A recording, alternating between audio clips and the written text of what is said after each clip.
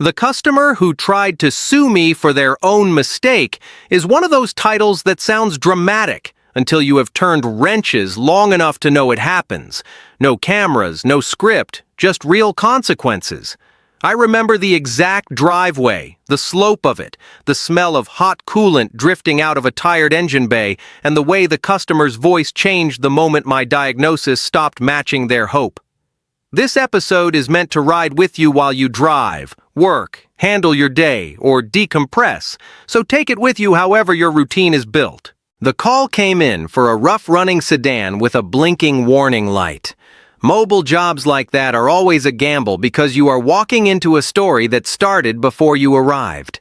The owner told me it was fine yesterday, then suddenly shook, and now it barely pulled up their street. I asked about fuel, maintenance, and recent work. They said no work, oil changes when they remember, and they topped off at a station they never use because the price was lower. I plugged in my scan tool and confirmed an active misfire on multiple cylinders. A flashing light is the car begging you to stop before unburned fuel overheats the catalytic converter. Under the hood, the basics were overdue. The plugs looked ancient, one coil was cracked, and the air filter was dark like it had been living there for years. Fuel trims were out of range, and the exhaust smelled sharp, not like normal gasoline. That is not a vibe check, that is evidence. I did a quick coil swap and watched the misfire move. I explained the plan in plain English. We had ignition problems we could fix immediately, and we had a strong hint of contaminated fuel that could keep causing issues until it was addressed.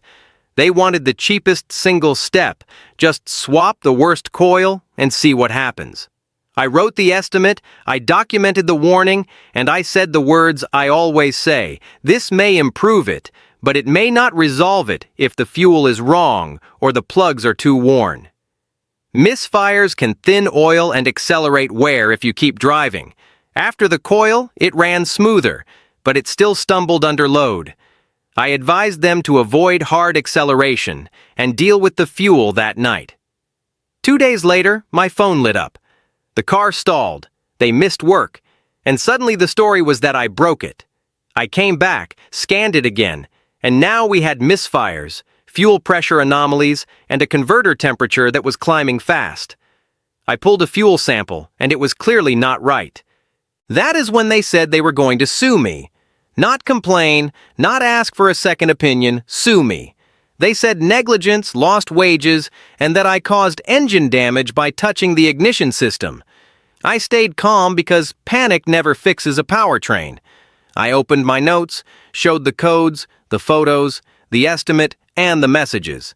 I explained cause and effect, how bad fuel, ignored maintenance, and continued driving can cascade into bigger failures that no coil can prevent.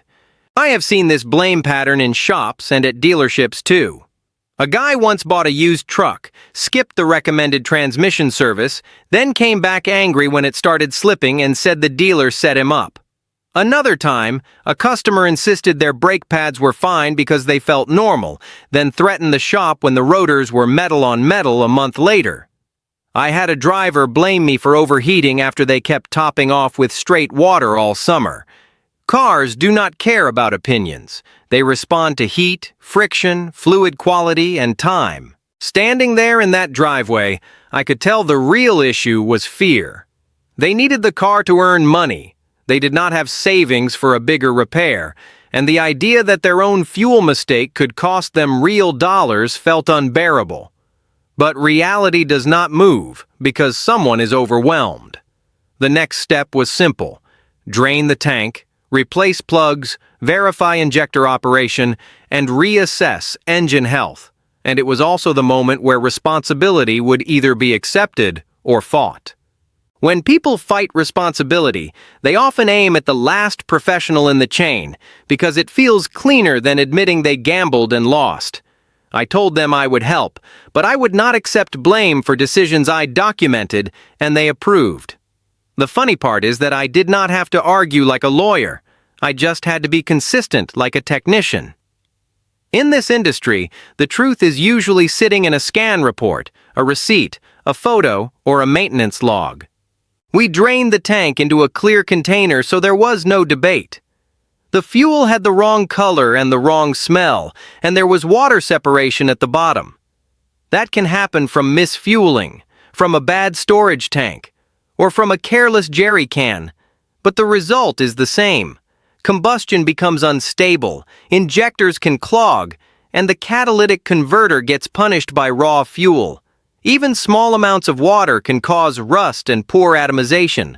I explained that a converter is not a magic box. It is an expensive filter that melts when you ignore a flashing light. They asked why the first visit did not fix everything.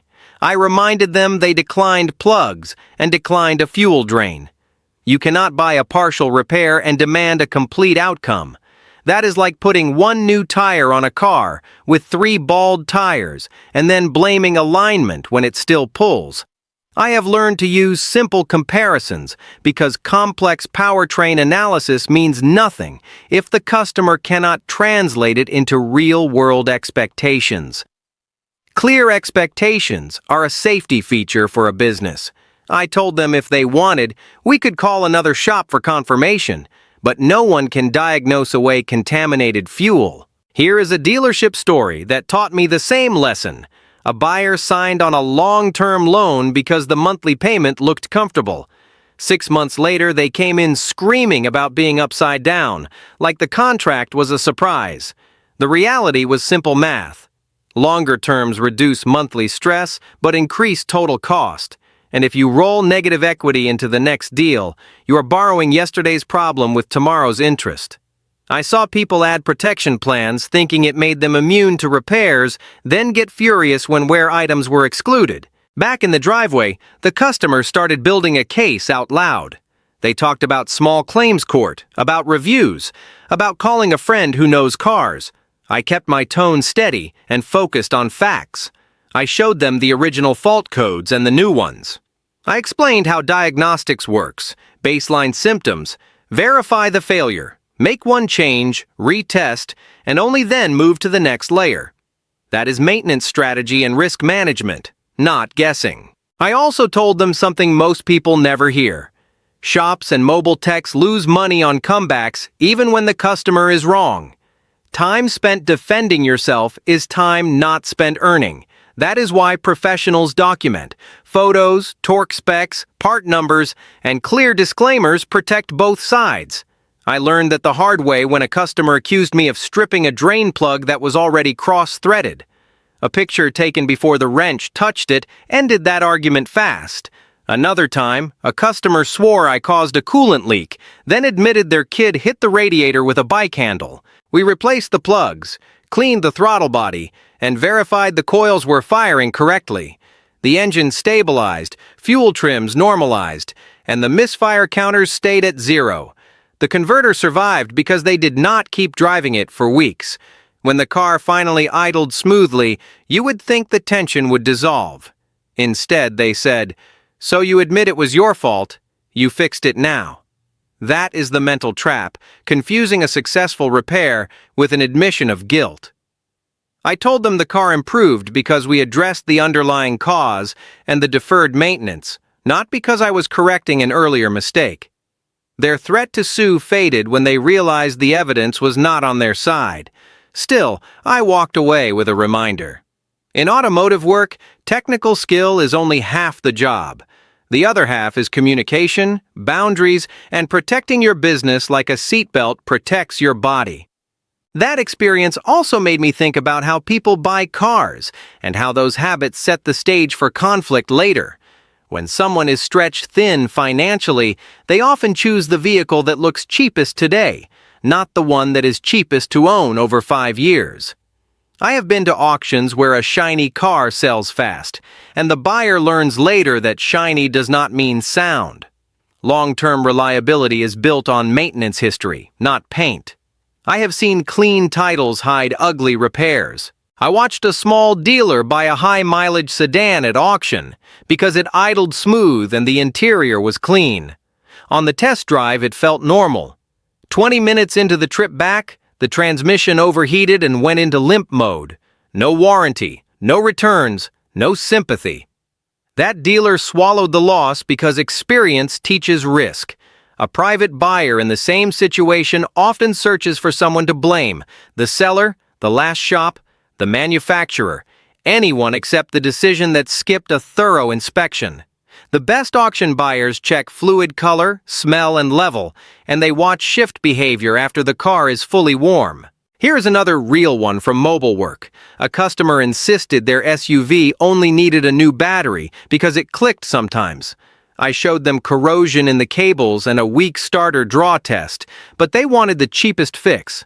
I installed the battery. It started better, and 2 weeks later the starter failed in a grocery store lot. They blamed the battery. The truth was that the battery exposed the next weak link. When you restore voltage or spark, you reveal what has been limping along. This is why advanced diagnostics matters. A good tech does not just read codes, they interpret data. They look at freeze frame conditions, load, temperature, fuel trims, misfire counts, and component response. They do a powertrain evaluation with evidence. The goal is not to sound smart, it is to protect the customer from buying parts they do not need. But customers have to cooperate. If they decline testing time, decline baseline maintenance, and demand a miracle, the odds of disappointment skyrocket. Data-driven recommendations only work when someone is willing to hear them. I have also seen outright scams that make honest mistakes look gentle. One buyer brought me a used car they just purchased and asked for a quick safety check. The frame had fresh undercoating hiding rust holes you could push through with a screwdriver. The airbags had warning lights covered with tape on the dash, and the tire date codes were ancient. They were embarrassed, but I told them the truth. Scammers win by rushing you. Slow down, verify, and never let a seller control the inspection environment. If they will not let you scan it, lift it, and test it, walk away. And then there is the financing side, because money pressure changes behavior. I have watched repossessions happen to decent people who simply stack too many obligations on one paycheck. A missed payment becomes 2, fees stack up, and then the car disappears overnight. When that happens, people often lash out at the lender, but the real lesson is planning. If you are buying used, keep a repair reserve. If you are financing, understand total cost, not just monthly payment. Negative equity follows you like a shadow. The customer from the lawsuit story was not a scammer, but the same financial stress was there. They needed the car, so every hiccup felt like a threat. What helped was teaching them how to think about vehicles like systems: fuel, air, spark, compression, and timing. Maintenance is not a luxury. It is the price of keeping the system stable. Skip it, and you are effectively borrowing reliability until the debt collector shows up as a breakdown. If you want fewer disasters, build habits that make mechanical outcomes predictable. Keep records, use quality fluids, address small leaks before they become overheating events. Pay attention to new noises. Get a pre-purchase inspection before you sign anything. Those are not paranoid moves. They are high-value automotive education. They turn ownership from reactive panic into controlled strategy, and they keep you from turning a simple mistake into a fight with everyone around you. Treat maintenance like a schedule, not a surprise. I also changed how I present estimates after that day, because clarity is the cheapest form of protection. I explain what is confirmed, what is suspected, what can wait, and what will compound if ignored. I say it like a mechanic and like a finance person, because the timeline matters. A small oil leak today can turn into low oil tomorrow, and low oil can turn into a timing system failure that costs real money. That is ownership cost analysis in plain language. I make sure the customer understands what they declined, because memory gets selective when stress shows up. One shop manager I respected used to say, "Customers do not get mad at high prices, they get mad at surprises." He was right. When I explain why a catalytic converter is expensive, precious metals, high heat design, emissions compliance, and why labor takes time, people calm down. They might not like it, but they understand it. The opposite is when someone thinks a warning light is a suggestion, drives for weeks, and then feels attacked by the bill. Predictability is what people are really buying. I remember a young guy with a sporty coupe who wanted a cheap used car and a cheap payment. He qualified for a subprime rate, and the dealer offered a longer term to make it fit. I warned him to plan for maintenance because older performance cars eat tires, brakes, and sometimes oil. He ignored that advice. A year later, he was behind on payments and the engine was knocking from low oil. He blamed the lender and the car, but the pattern was the same. Maintenance and budgeting are tied together. Another customer, different tone, handled it right. She bought a used minivan, paid a little more for one with service records, and immediately did baseline maintenance, fluids, plugs, filters, and a cooling system check.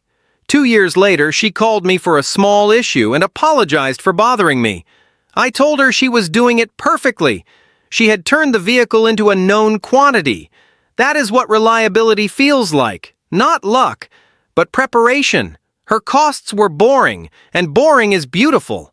So what do you do if you make a mistake like misfueling? First, stop driving it. Second, do not keep cycling the key trying to start it, because that pushes contamination deeper. Third, get it drained properly, and be ready for plugs or filters depending on the setup. If a warning light flashes, treat it as urgent. You might save the converter, and that alone can be $1,000 difference depending on the vehicle.